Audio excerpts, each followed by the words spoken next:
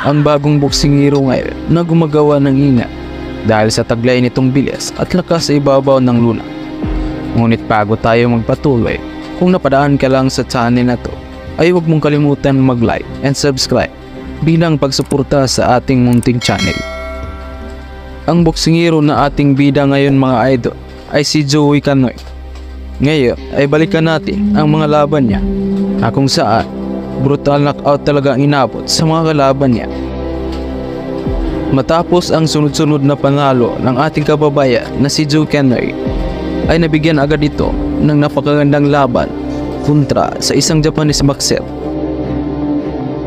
December 4, 2022, walang takot na dumayo ang ating kababayan sa bansang Japan upang harapin nga dito ang bitiranong Japanese boxer na si Kenichi Horikawa. Paglalabanan nila dito ang bakanting OPBF lightweight flyweight title. Ito ang unang pagkakataon na lalaban si Joey Canoy sa bansang Japan at sa teritoryo mismo ng kanyang kalaban. Halina't panoorin at balikan natin ang napakagandang laban ng ating kababayan na kung saan pinatulog nito ang Japanese boxer sa ibabaw ng lona.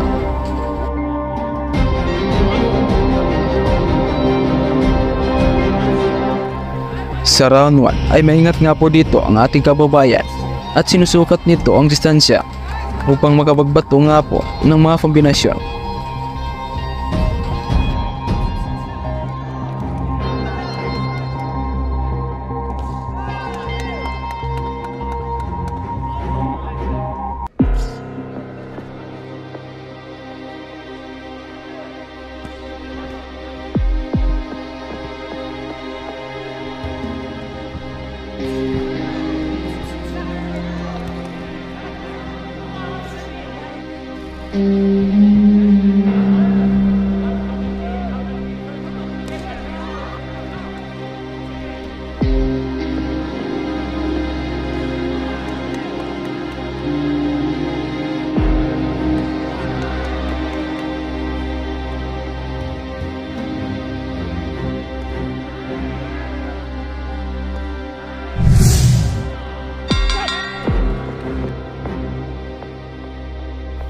Sa round 2 nga po mga idol ay dito na nayanig ang Japanese boxer at agad naman ito sinamantala ng ating kababayan at pinaulanan ito ng masuntok.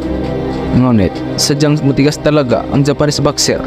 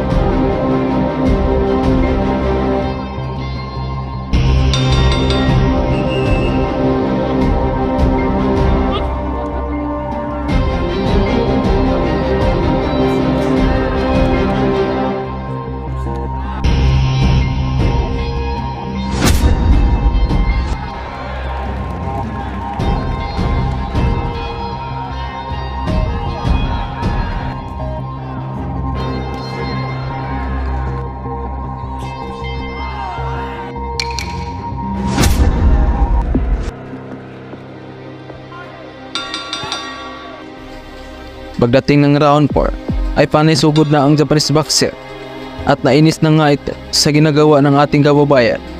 Samantala, ang ating kababayan naman ay patuloy itong bumabato na ma-counter power punch.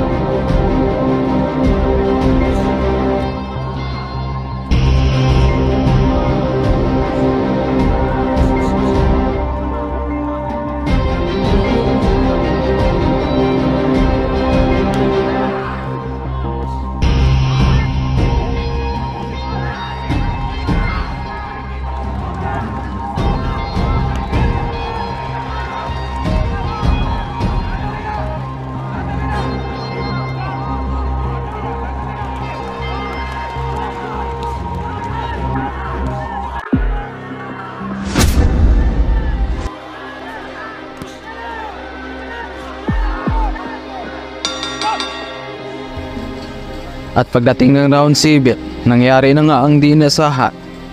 Panidipinsan na lang ang ginagawa ng Japanese boxer at bumagsak na nga ito nang matamaan ng napakalakas na uppercut ng ating kababayan.